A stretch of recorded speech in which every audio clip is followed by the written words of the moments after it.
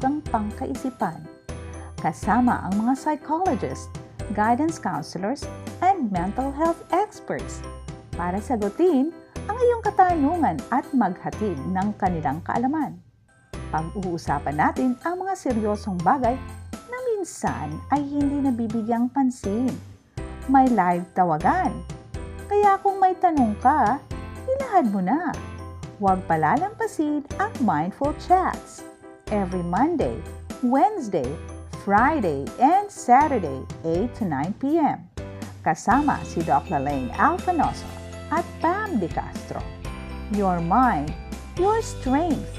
Mental health matters.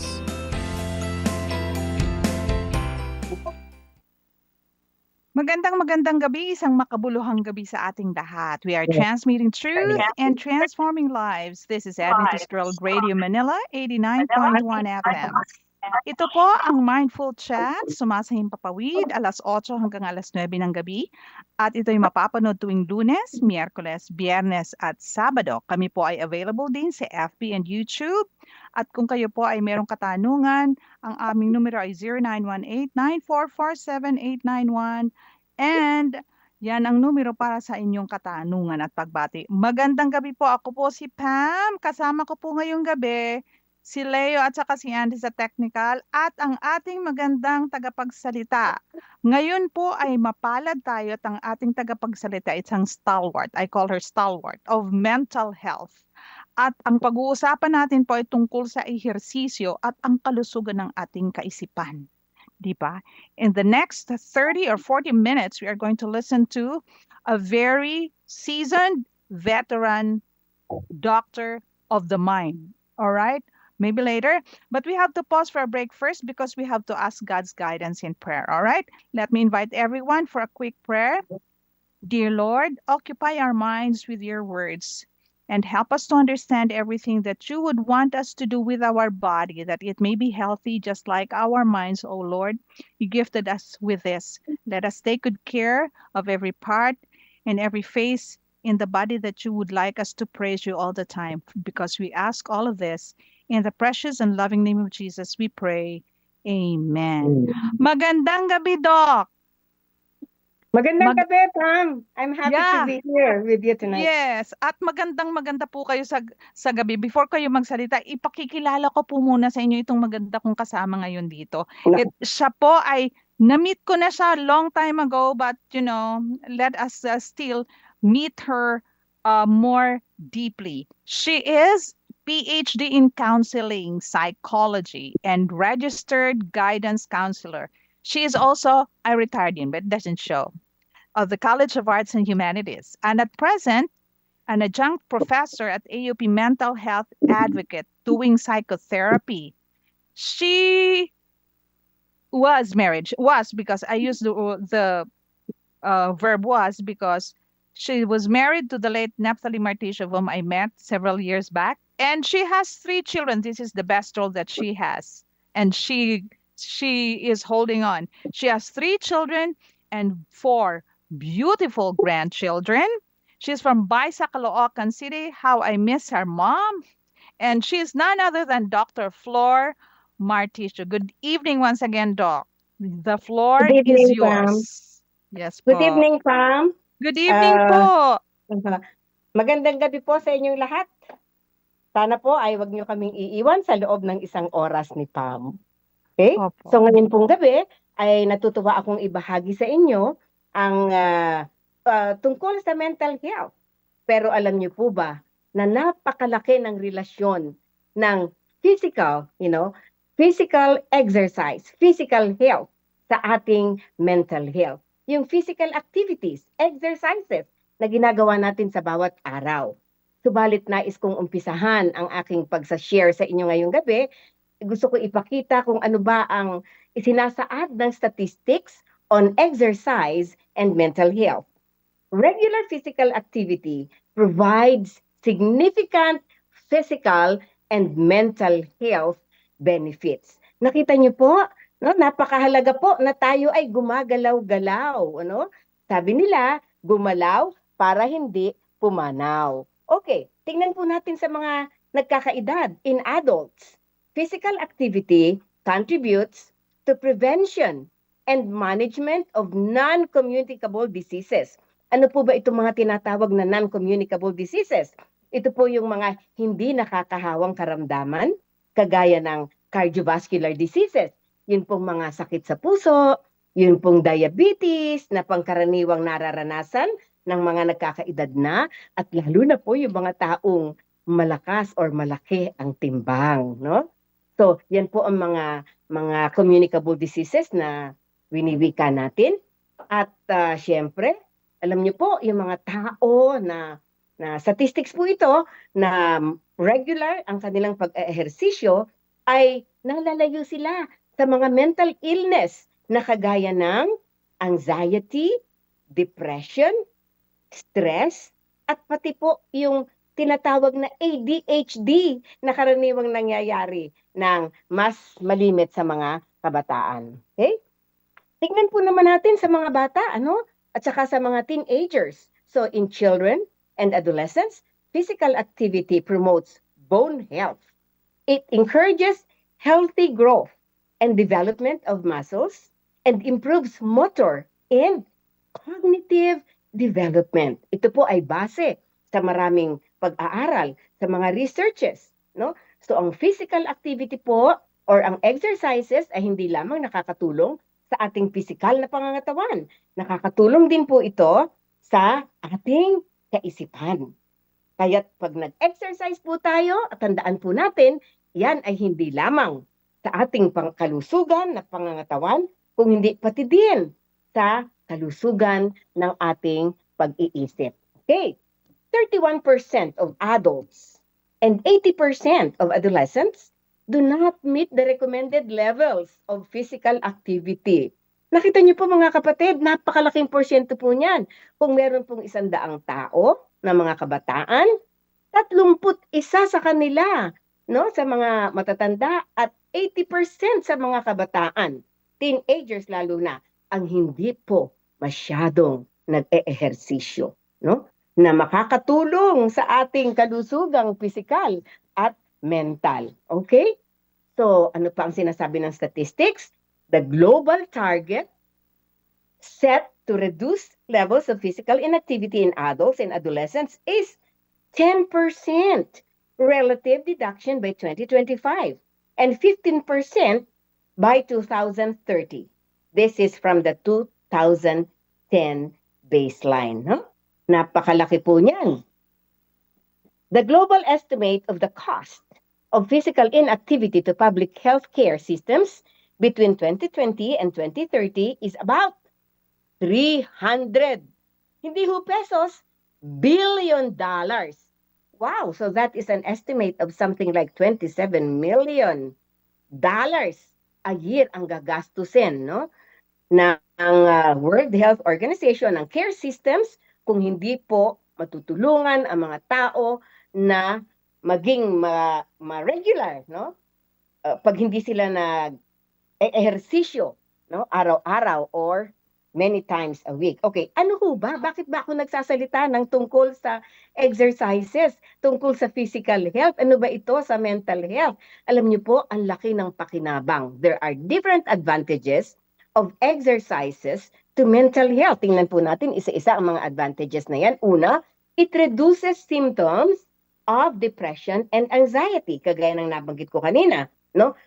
Kung tayo po ay regular na nag-eehersisyo, regardless of the exercise that you're doing, hindi po tayo papasok sa mental illness na yan. Napakarami pong tao ngayon, hindi lamang po sa Pilipinas, kundi sa buong bansa ang nagsasuffer ng anxiety and depression. Lalong-lalo na po, nung pumasok ang COVID sa buong mundo, ay dumami po talaga ang aming mga kliyente na nagsasuffer ng depression at anxiety.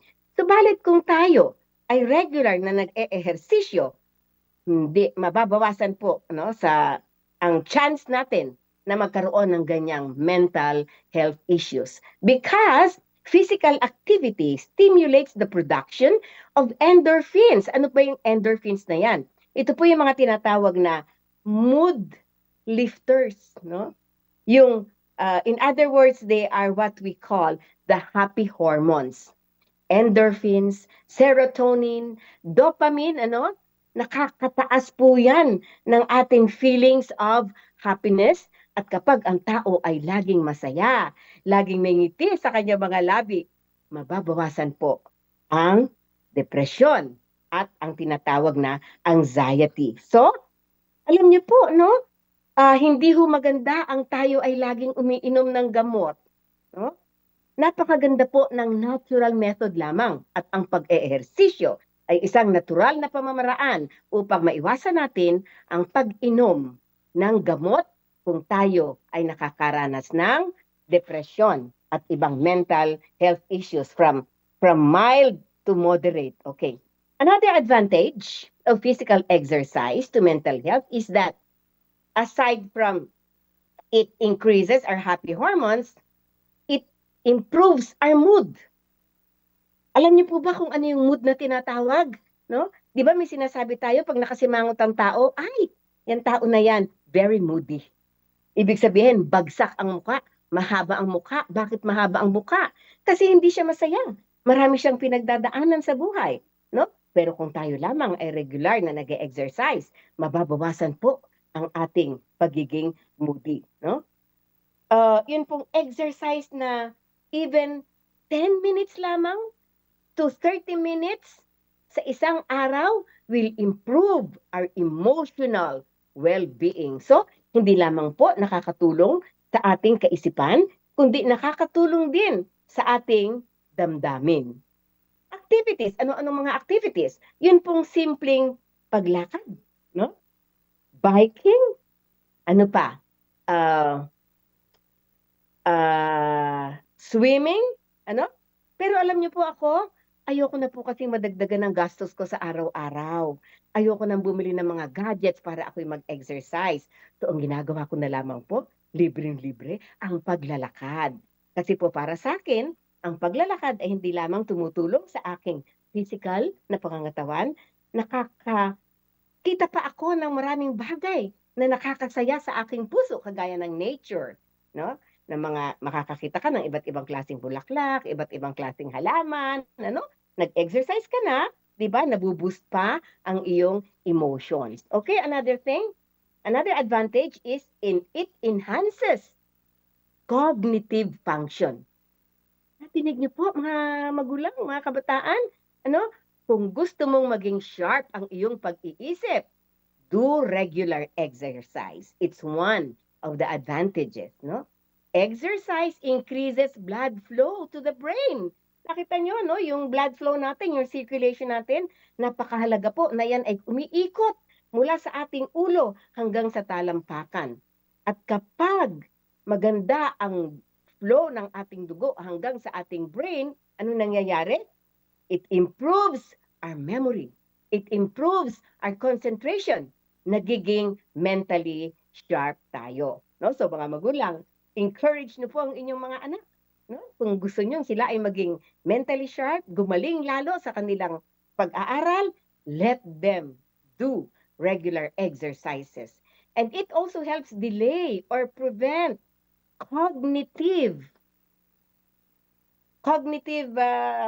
malfunctioning. Kagaya ng mga kalimitan po sa atin, akala natin ang pagkakaroon ng Alzheimer's o dementia ay isang brain disease, brain illness. Hindi po. That is an ordinary brain disease. Parang kinukonsider yan na isang sakit lamang. Hindi po yan natural na nangyayari sa lahat ng matanda. No? So kapag ang isang matanda ay nakakaranas ng dementia or Alzheimer's, yan po ay itinuturing na isang sakit. Hindi lahat ng matanda ay nakakaranas niyan. At ang mga taong regular na nag-eehersisyo, pag dumating sila sa panahon na sila ay seniors na or nakatatanda, nadadagdagan ng edad, maaari pong hindi sila makaranas ng Alzheimer's at dementia. Ganyan po kahalaga. Isa sa mga advantages ng physical exercise. Another one, it reduces stress. Meron po ba ditong hindi nakakaranas ng stress sa buhay? Nako, pagka po nagtaas kayo ng kamay, sayang, hindi ko kayo nakikita. Hindi po totoo yan. Lahat po tayo, pagising pa lang sa umaga, ang iba ay nakakaranas na ng stress. Iba't ibang klase lamang po ng stress ang ating nararanasan. Pero lahat po tayo ay nakakaranas niyan. So kung ganun ang nangyayari sa atin, we cannot get away from stress. Kinakailangan po tayo ay regular na mag-exercise kasi yan po ay panlaban sa stress. Ay napakalungkot po lalo na kung hindi ka marunong mag-handle ng stress sa buhay. Bakit? No? Bakit it reduces stress? Because exercise lowers levels of body's stress hormones such as cortisol. It also helps with muscle relaxation. No? Kapag lagi tayong nag-exercise, wag lamang puso sobra, ay nakaka-relax, no? Sa ating mga muscles. No? Kaya kapag relax ang muscles natin, syempre, ang ating damdamin, ang ating pag-iisip, ay sumusunod na nagiging relax. Okay, number 5 advantage, it boosts self-esteem and confidence. Para dun po sa inyo na hindi masyadong familiar sa self-esteem, ang self-esteem po ay yung pananaw mo sa iyong sarili. Pananaw mo kung gaano ka, how much are you worth? Or pananaw mo kung magkano ikaw. No? Self-worth. Achieving exercising goals and feeling stronger physically often leads to improved self-image and confidence. Mga kabataan, if you are listening to me, self-confidence is very important, no? Yung magkaroon ka ng tiwala sa iyong sarili. Remember, hindi ka pangkaraniwang tao. Ikaw ay binili ng dugo ng ating Panginoon. No? Yun lamang, kailangan ma-boost na ang ating self-esteem. Magtiwala ka sa sarili mo sapagkat ikaw ay wangis ng ating Panginoon. Okay? Ano pa ang nakaka-boost ng self-esteem? No? Yung sumasali sa mga group activities, yung sumasali sa mga iba't ibang klaseng sports. No? Nagkakaroon kasi ng accomplishment at saka belongingness. Kaya nakaka-boost ng self-esteem. Kung ikaw ay nag-isolate or inilalayo mo ang sarili mo sa iba, ayaw mo mag-exercise, hindi ka nakakamit ng maraming kaibigan. No? Alam mo, pag nag-walking ako dun sa aming lugar, pag nandun ako sa Verona, ang dami kong namimit na mga kapwa ko rin, mga babae, mga lalaki, na nag-ehersisyo sa umaga o di kaya ay sa gabi pag hindi nagawa sa umaga. And I gain friends. Kaya nga nabuo namin yung Verona Walking Girls. No? Kaya lang, pag nandito ako, medyo nababawasan ng konti. Pero I do gardening, which is also one of a good exercise. Okay? Another advantage, it improves sleep. Meron ho ba tayong nakakaranas ng insomnia? Yung hindi pagkatulog sa gabi? Marahil po, nagkukulang kayo ng exercise. No? Regular physical activity helps you fall asleep faster and it deepens sleep. Wow! Kung regular daw po tayo nag-exercise, hindi lang natin namimit yung 7 to 8 hours of sleep in the evening. Kung hindi, mahimbing pa ang ating pagtulog. No? It has a direct positive effect on our mental health. Sleep is very important. Marami po akong mga kliyente na nagkakaroon ng mental health issues dahil kulang sila sa tulog. Even young people, even adolescents, no?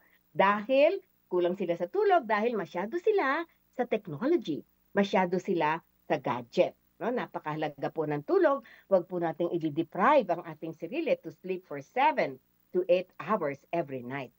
Okay, another advantage of exercise to mental health is it promotes social interaction. Nabanggit ko na ng kaunti yan, no? Yung pag-exercise sa labas ng tahanan, you will gain more friends.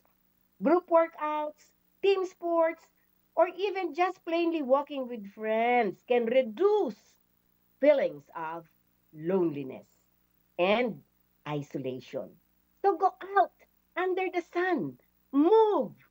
Moving is life, but it would be better if you do it under the sun, not in a closed room. Okay? The last advantage that I want to share with you is it increases energy and reduces fatigue. Contrary to what some might think, exercise can actually boost energy levels by improving cardiovascular and muscular endurance. Kung ikaw ay nagsasuffer sa sakit sa puso, cardiovascular diseases, one of the things that your doctor would recommend to you is to do regular exercise. It reduces mental fatigue. It reduces chronic stress. And again, let me remind you, depression. Alam niyo po, kapag pumasok talaga yung depression na yan, naku, nagiging one step po yan sa tinatawag nating suicidal thought. Ayaw po nating mangyari yan. Kaya regular exercise. Oh, meron pa palang isa. Number 9, it helps with addiction recovery. If you have children, if you have adolescents who are suffering from addiction, whatever addiction that may be, it could be drug addiction, it could be gadget addiction, computer addiction. Well, tayo mga babae, hindi po tayo exempted sa addiction. Meron pong mga babae na nai-involve sa shopaholics. Yung shopping ng shopping, no? Gustong-gusto, lagi nasa mall. Addiction din po yon. Pero kung tayo ay regular na nag-exercise, nababawasan po ang ating addiction. Kasi yung ibang panahon natin, ibinubuhos natin sa pag-exercise. Exercise can help people rewire, no? Rewiring of the brain, no? Yung brains po natin dapat kinakailangan nagre-rewire yan. Kapag tayo ay nagbabasa, nadadagdagan yung ating knowledge, ibig sabihin, may mga nagfa-function yung ating brain, yung rewiring dyan, no? Nagkakaroon ng magandang functioning, which helps us to be mentally sharper. Alam niyo mga kapatid, if there are advantages, there are also disadvantages. Because there are always two sides of a coin, okay? So let me share with you the disadvantages. 1, too much exercise. Kasi po, dapat lahat is done with moderation. Too much of everything spoils. So, kailangan po, ang exercise din hindi ginagawa ng sobra-sobra. Kasi kung hindi, isang disadvantage, nakakaroon pa rin tayo ng addiction. And that is exercise addiction. Some individuals may develop a compulsive need to exercise, leading to obsessive behavior. Ayan, isang mental illness din po yan, yung tinatawag na obsession. Nagiging obsessive-compulsive tayo, no? Yung hindi ka makatulog, hindi ka makakain kasi kailangan mag-exercise ka ng 2 hours a day or 5 hours a day. Ay nako, sobra-sobra na po yan, no? So, hindi rin po maganda yan. At it will also cause a different kind of illness if you do things more than what is needed, okay? Second disadvantage that I want to let you know is it increased anxiety. It would cause an increase in your anxiety and stress. Bakit, no? Bakit nakakadagdag sa stress ang exercise kung if it is done too much, no? High intensity or competitive exercise can increase performance pressure, especially in athletes. Magtataka kayo, bakit may mga atleta na namamatay? Ganun, sabi ni Doc Marticio, moving is life, bakit yon? Athlete, bigla na lang tumengwang, namatay. No? Kasi, ginagawa nila too much. Maaring hindi sila nai-stress kasi nag-i-enjoy sila. Pero hindi nila alam, yung katawan nila ay nakakaranas ng matinding stress kasi it is done too much. Okay, another disadvantage, negative body image. Comparing oneself to others in the gym or anywhere where you are exercising or on social media can worsen your self-esteem. Bago natin ikukumpara ang sarili natin sa ibang tao, hindi po kayo magiging masaya sa buhay.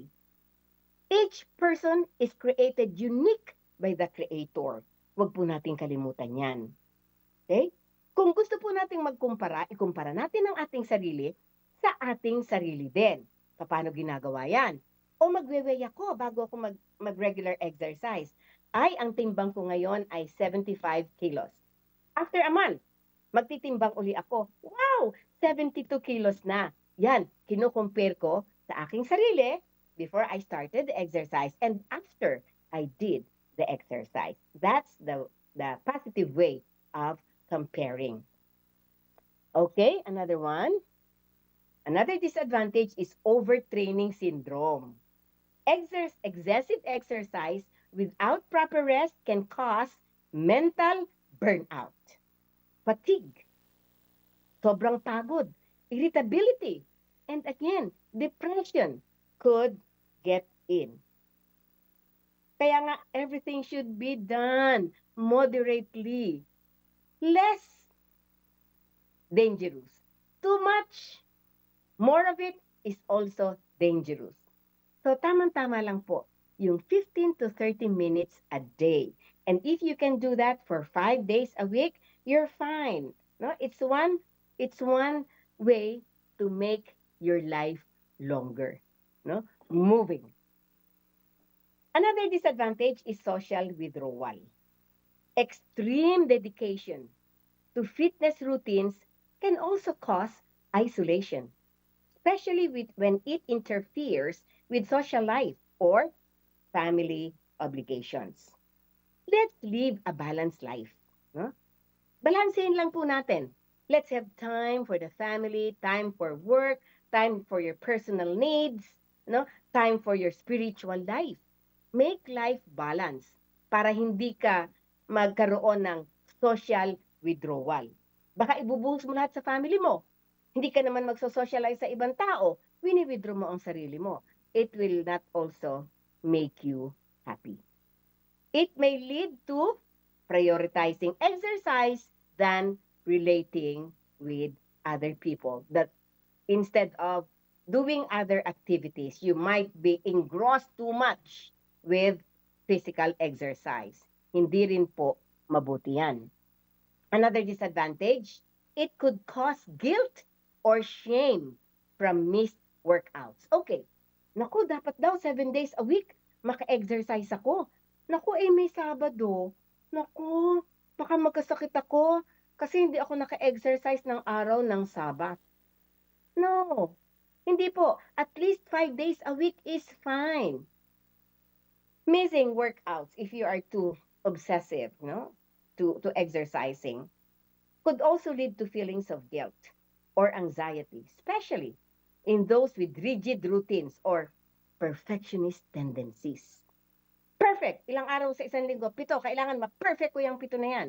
Pag hindi ko na perfect yan, hindi ako bubuti. I mean, hindi magiging maganda ang aking physical health, hindi gaganda ang aking mental health. Mali po yan. No?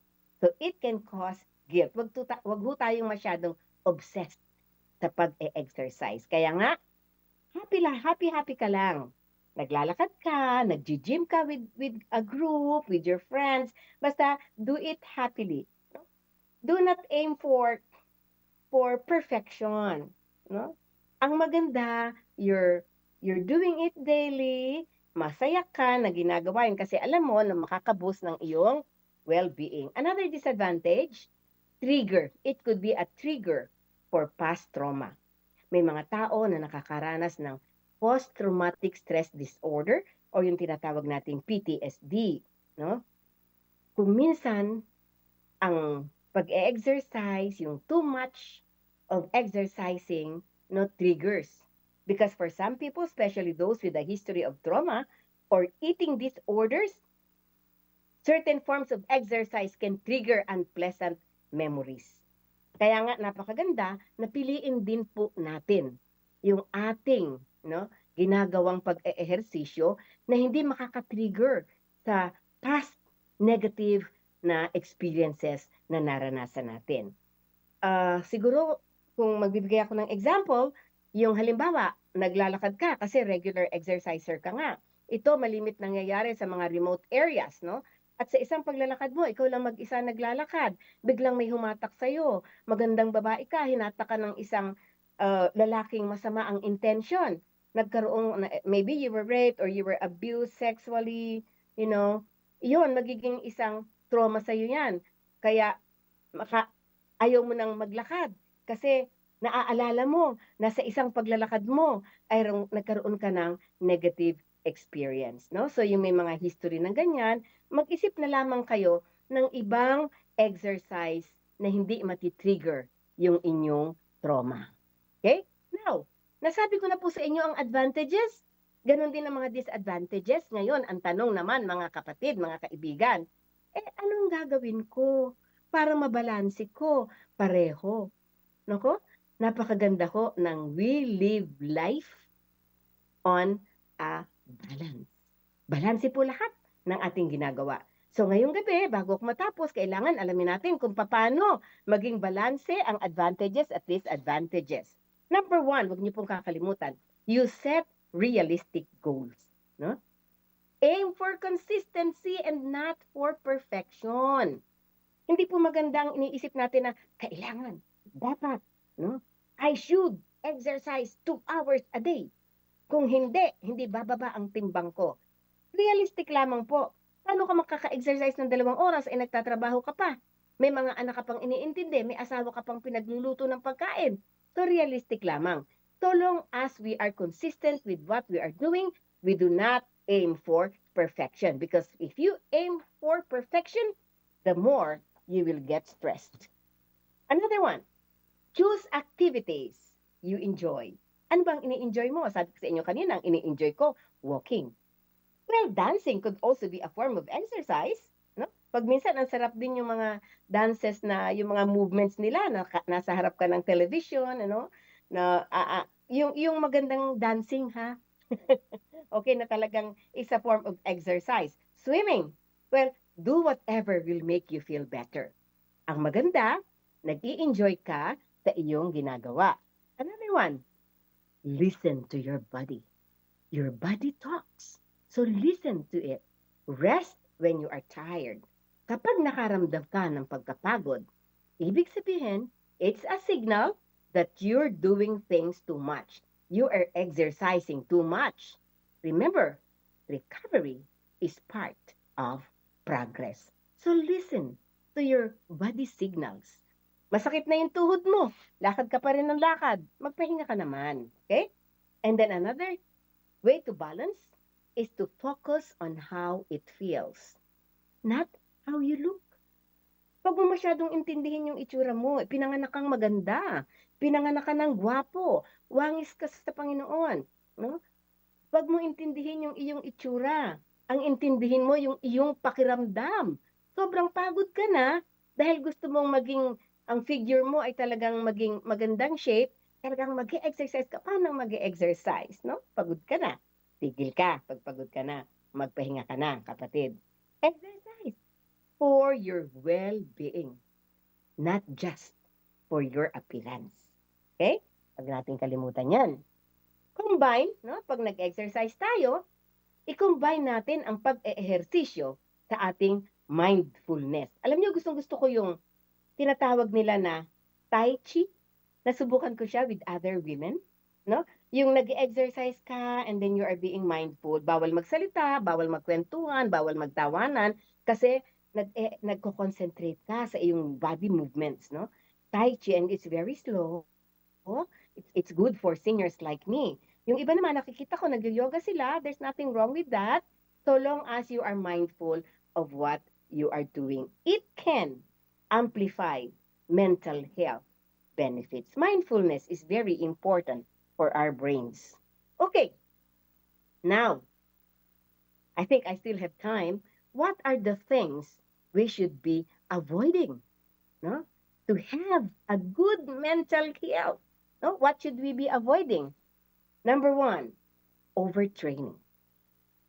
That is also equal to saying over-exercising. Sabi ko nga, too much of everything spoils.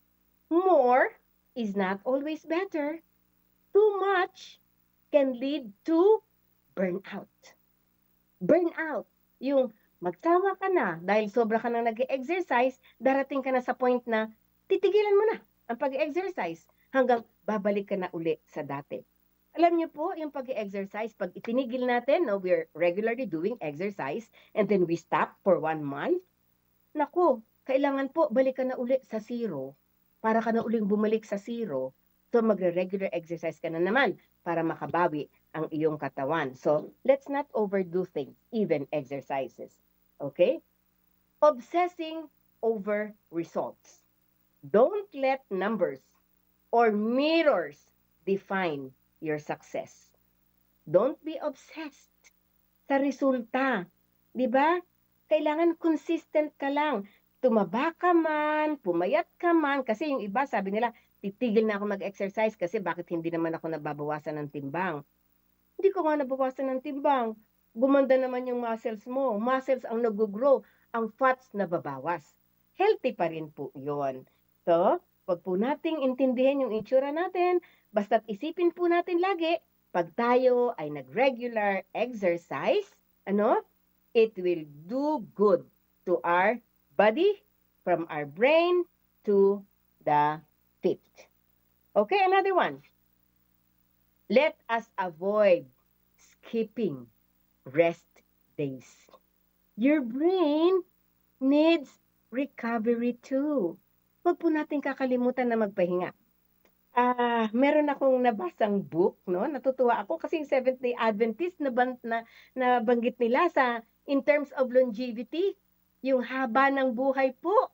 No, natutuwa po ako na makasama tayo sa 5 bansa na mayroong mahabang buhay ang Seventh-day Adventist. At ang place na tinutukoy po nila ay California, doon sa Loma Linda. At ang isa po, ang mga researchers pong ito, hindi Adventista, ang gumawa ng research, alam niyo po, ang isang factor daw kung bakit ang mga Adventista ay humahaba ang buhay, no? Yung mga nakatira doon sa Loma Linda, pareho sila ng hinihingahan, Sabadista at hindi Sabadista, pareho ng kinakain halos, no? Although may konting difference ang Adventist, ang kanilang temperature, klima, pareho. Pero bakit ang Adventista? Mas mahaba ng 8 taon ang buhay kaysa sa non-Adventist. One secret that the researchers found is that the Adventists have 1 day of rest, which is the Sabbath. No? Sa araw ng Advent ng Sabado, ang sabi ng researcher, ang mga Adventista na mamahinga sa kanilang paggawa, ang ginagawa lang nila ay pumunta sa loob ng church, no? Mag-fellowship, mag-socialize, at purihin ang kanilang Panginoon. Hindi po ba nakaka-proud, no? Kaya wag po nating kakalimutan 'yan, no? Yung ating rest day, which is the Sabbath, because our brains need to recover from work. Okay? Another thing to avoid is exercising out of guilt. Nag-exercise ka nga, nag-guilty ka naman. So don't use exercise as a punishment for eating or resting, no? No, hindi po, wag niyo pong gagawin 'yan. Hindi po kayo nag-exercise para parusahan ang sarili niyo, no? Magigilty lang kayo and it is not good for your emotions. Another thing to avoid is to neglect social or emotional needs. Wag ho nating kakaligtaan ang ating mga pangangailangan, emotional at social. Balance physical with emotional care, okay? Now, ano-ano ba? Last na po ito. Ano-ano po bang exercises for the brain? Okay, bibilisan ko na. Ma'am Pam, nakita na kita eh. Okay, so bibilisan ko na ang paanong gagawin natin para mas lalong lumakas ang ating pag-iisip. Use mnemonics to remember people's names. Pam, okay? Pam. Siguro gagawa ako ng mnemonic sa Pam. Anong magandang mnemonic sa Pam? Pause. People are mindful. Oh, that's beautiful, Doc. Okay. Number 2, play word games and brain teasers. Yung puzzles, word games, Scrabble, maganda po yan. Make exercise a part of your daily routine. After your morning devotional, go out of the house, under the sun, exercise, walk. Learn something new, like a language or playing an instrument. Carpentry, gardening, if you do not do that. And last but not the least, explore a country, a region, or culture. I love doing that. If not face to face, if I do not I do not go to that particular country, I read about the culture of the country. Okay? So with that, I hope we could do these exercises for our brain. And to end up my lecture tonight, let me share with you 3 John 1:2. It says, Beloved, I wish above all things that thou mayest prosper and be in health even as thy soul prospereth. No? And thank you so much and have a wonderful evening. Evelyn. That was really very encouraging, Doc. And narinig po natin na yung lahat ng phases of exercise were really discussed substantially. Thank you very much. Eto, meron po lang tayo dito mga kasagutan. I hope lahat na ng kasagot ng mga questions nyo in your mind have already been answered. But I have one last question, Doc, if you don't mind my asking. Is manual labor considered as exercise also? Yung manual ba? Mhm. Yung halimbawa, yung mga construction workers, manual Opo. labor yan. Opo. Okay. Alam nyo, gumagalaw sila, totoo. Nakakatulong yan sa muscles nila, kaya tinan mo Mhm. yung mga malalaki ang muscles. Opo. Pero hindi form of relaxation. It's Ah. a form of work. Mas maganda on top of that, meron ka talagang, you go out, relax your brain. Kasi yung brain mo, trabaho yun eh. Nakakonsentrate ka, nakafocus ka sa trabaho. No? But your mental health is not being helped. Oh. Kasi talagang dapat relaxation. When you exercise, dapat nga happy mood ka, Mhm. naka-relax mood ka. So Get out. it's very intentional really if you exercise. Intention mo na maging relax. Your brain is Yes. relaxed. And thank you Yeah. very much, Doc. Let me just read some of let me just say hi to our listeners this evening. I hope you really had a great time. A while ago, we have 33 listeners, live listeners over the Facebook. And we are going to say hello to Ma'am Beth, Dilo Fragata, Cyrene Concepcion, Rosalinda Marasigan, Lizelle Marasigan Debil, Nancy Kimson, Ruth Tobias, Eden Itoralba Galicia, Terry Magsipok, Rysel Armanigo Bayona, Pasita Francisco Belia Magsino Rosa, Ate Rose Olarte, Sheena Villeta, June Pamor Bas, Eliseo Leandre Sablon, Angela Gudilia, and Elsie Mendoza. I hope everyone was mentioned. And I think I still have one here, Wayne Maclaw. Good evening to you all. We have a lot of questions more to ask, Doc. A mental exercise, kasi ayaw ko anya mag-physical exercise. Hindi, mag-mental exercise na lang po ako. Mag-word search, mag-crossword puzzle. Would that be enough for the I'm sorry to exercise? say that it's not enough. It's only the exercise for your brain. Ano, nagiging sharp ka, but what about your body? Kailangan balanse. Kasi yung physical exercise, actually, if you do that, kasi iba naman yung sa'yo, brain lang yung nagpa-function dyan eh. But if you do physical exercise, it's good both for your physical body and your mental health, your brain. Aha. Yun I have, kasi, opo. yun kasi, Pam, focus lang sa brain. Kaya When pala you do po, that. Doc, if you don't mind my calling you also mommy, because Sure, I love it. I am used to calling you mommy. So, Yeah. mas maganda pala na gumagalaw tayo. Kaya pala yung laging mga mga couch potato ang tinatawag po natin. Yeah. Medyo mainitin ang ulo. Right. Mhm. Kasi Correct yan. sedentary na po yung kanilang And that makes a lot of disadvantage kasi dyan lang sila sa paligid na gumagalaw, hindi nakakakita ng iba. What's the very advantage po, Doc, if you don't mind again? Yung going out of the country, seeing many different things, what does that make out of your mind when you Aside go from, abroad? aside from educational benefit,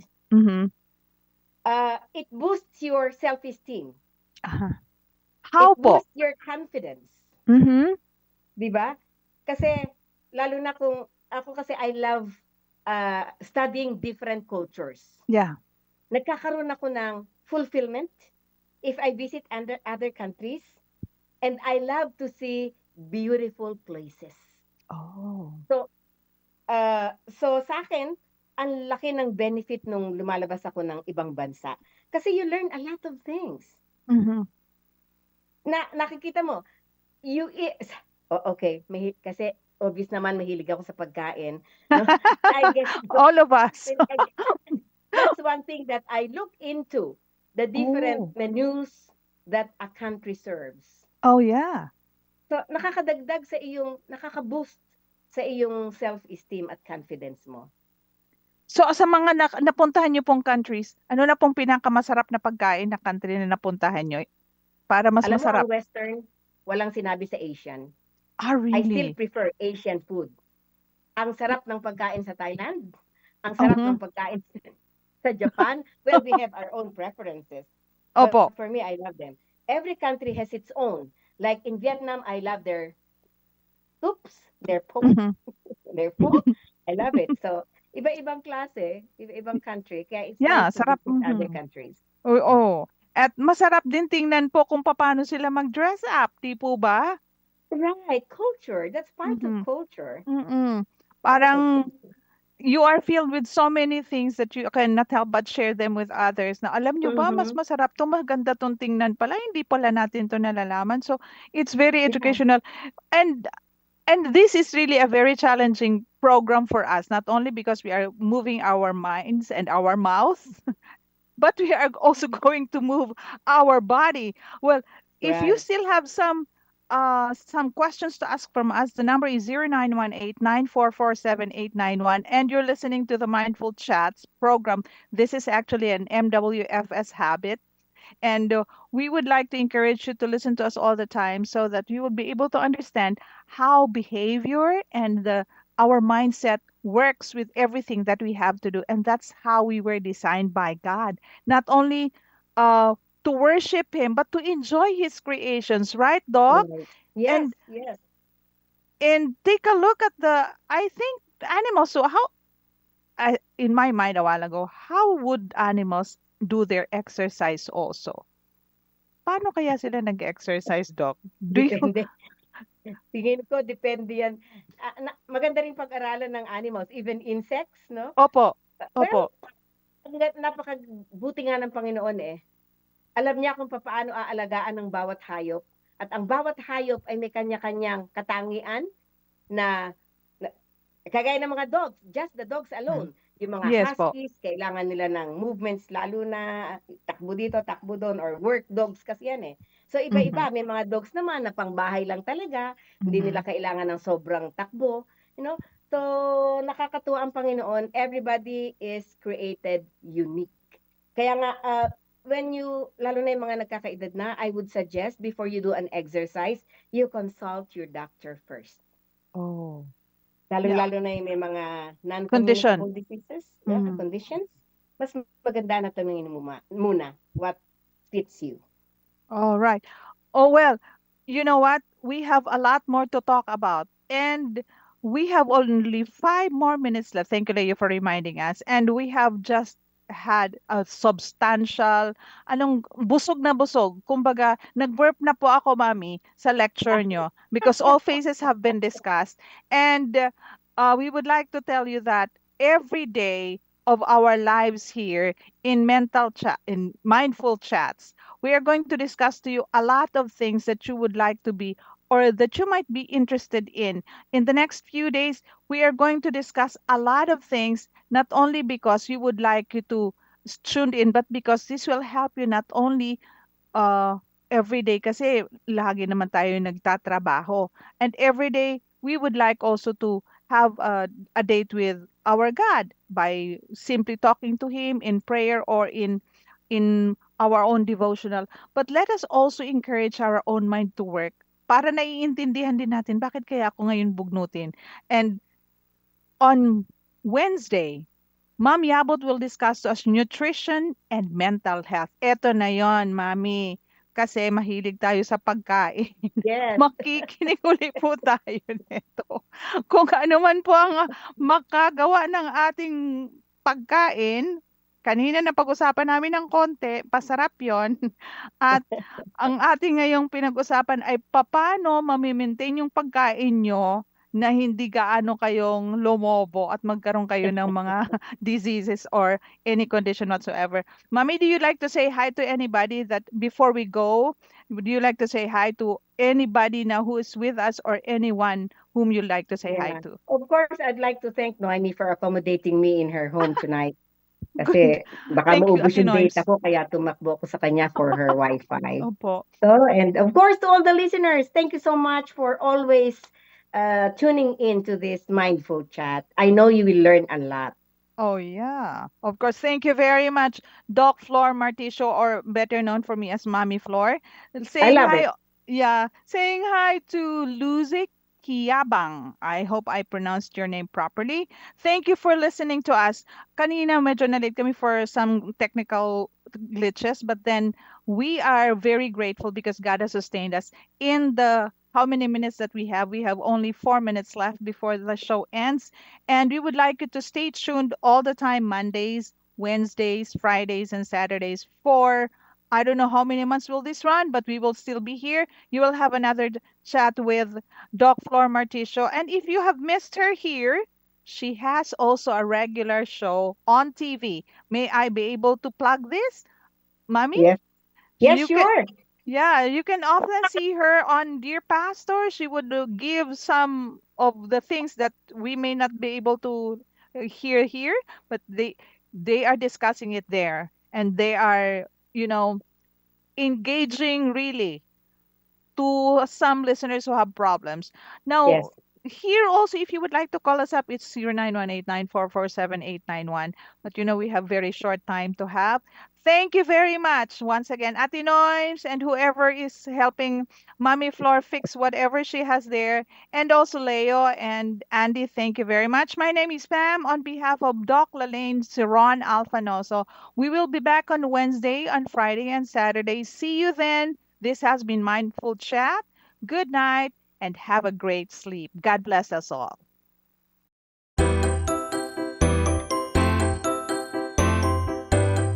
Mindful Chat sa 89.1 FM. Isang oras na kaalaman, kwentuhan at kasagutan tungkol sa kalusugang pangkaisipan.